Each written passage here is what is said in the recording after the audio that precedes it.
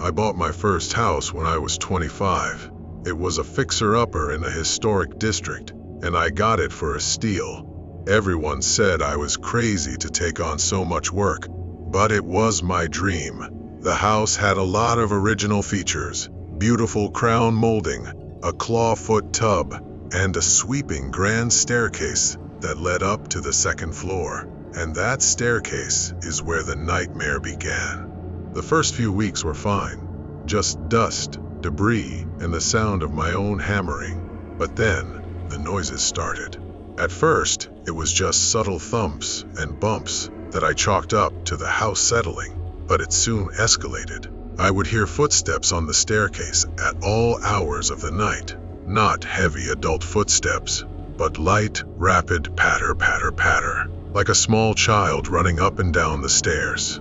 I would call out, thinking it was a stray cat that had gotten in. But I'd search the entire house with all the lights on and find nothing. I started to feel a presence, a feeling of being watched, especially when I was at the top of the stairs. My dog, a golden retriever named Cooper, started refusing to go up or down them. He would just sit at the bottom, whining, staring up at the landing with his tail between his legs.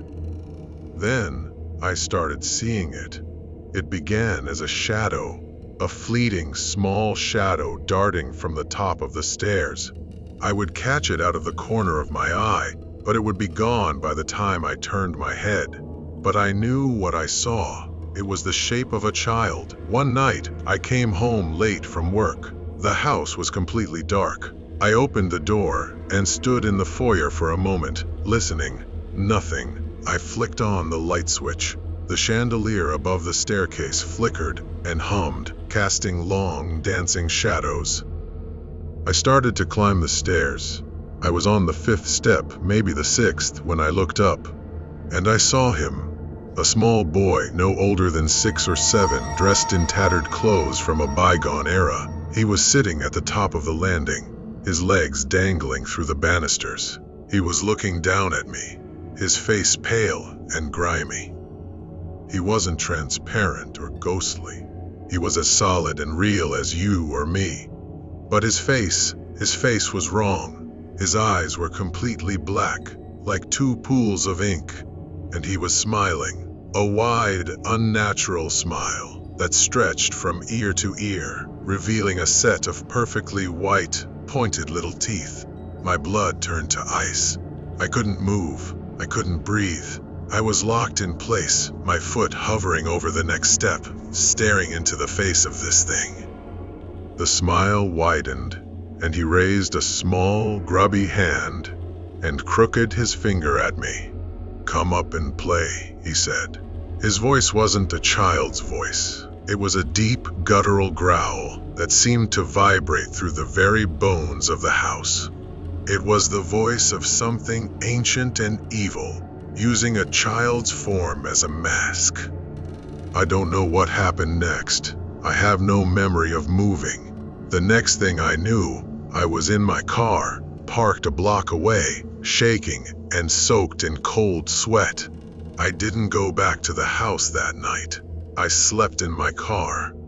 The next morning, I went back in broad daylight. The staircase was just a staircase. The house was quiet. I convinced myself I had had some kind of anxiety attack, a hallucination brought on by stress. I spent the next few days looking for a logical explanation. I did some research online. I went to the local historical society. I learned that the house was built in 1895, and in 1902, the family who owned the house had a son. He died. He fell down the stairs and broke his neck. When they found him, the story goes, he was smiling. They said he was a strange child, a solitary one, always talking about his invisible friend that lived in the walls. I sold the house 3 months later. I lost a lot of money, but I didn't care. I just needed to get out. I never told the new owners. I couldn't. What would I even say? I still have nightmares about it, about those black eyes, and that horrible, inviting smile, and that voice, that monstrous voice, telling me to come up and play. I sold the house, but sometimes I wonder, did I sell it, or did I just leave the door open for him? And what happens when he gets bored of being alone?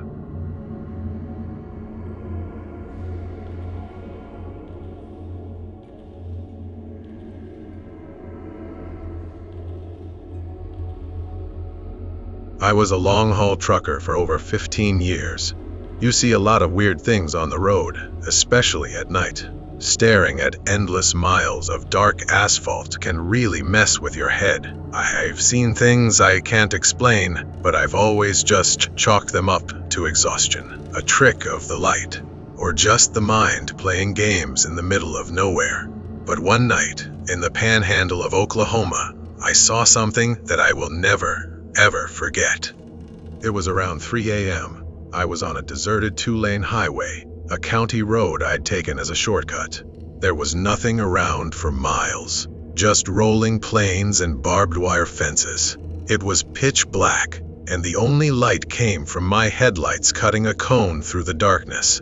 I was listening to an old country music station, the only one I could pick up. As I rounded a gentle curve, my headlights hit something up ahead on the side of the road. At first, I thought it was a deer. I slowed down, ready to stop. But as I got closer, I realized it wasn't a deer. It was a man. He was standing about 20 feet off the road, right on the other side of an old rusted barbed wire fence. He wasn't moving. He was just standing there, facing the road, facing me. He was wearing what looked like a tattered, dirty business suit. It was dark, maybe black or charcoal gray. The suit was torn and frayed, hanging off him in shreds.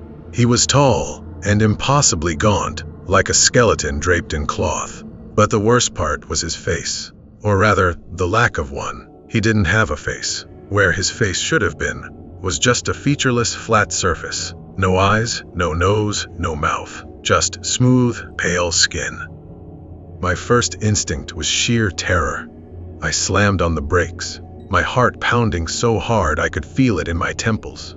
I stared at him, my truck idling, my headlights illuminating this impossible thing. He just stood there. He wasn't looking at me, because he had no eyes, but I knew with a sickening certainty that he was aware of me. And then, he moved. It was the most unnatural thing I have ever seen. He started to walk, but not like a human. His limbs moved in a jerky, disjointed way, like a puppet with broken strings.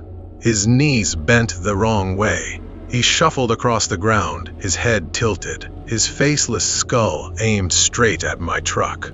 He was coming closer. I was frozen in my seat, my hands glued to the steering wheel. I couldn't even scream. I was just watching this thing shamble towards me, crossing the distance between us in that terrifying broken gate. He reached the fence. He didn't climb over it. He didn't go around it. He just walked through it.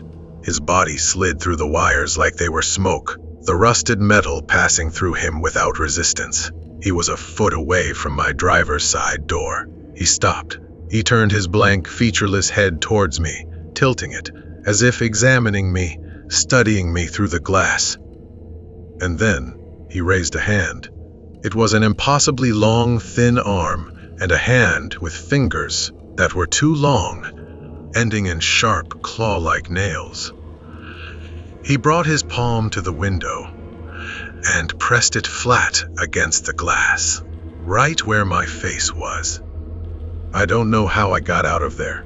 I must have hit the gas. All I remember is the screech of my tires and the smell of burning rubber. I drove for what felt like hours, not stopping, my eyes glued to the rear view mirror. I finally pulled over at a gas station when the sun started to come up.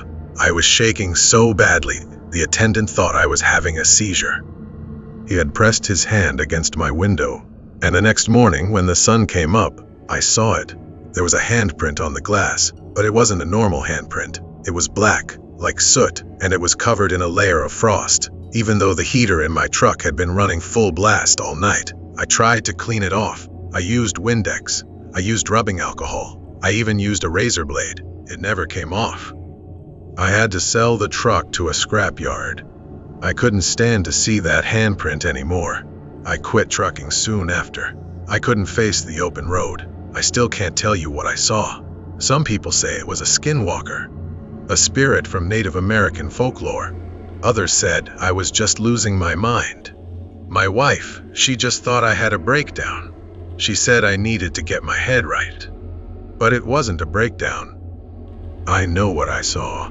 That thing, that creature, it was real. It was in the middle of nowhere, and it saw me, and it followed me. Sometimes when I close my eyes at night, I see its blank face staring at me through the glass. I wonder, did it just want to be seen? Did it want to warn me? Or did it just want to get in?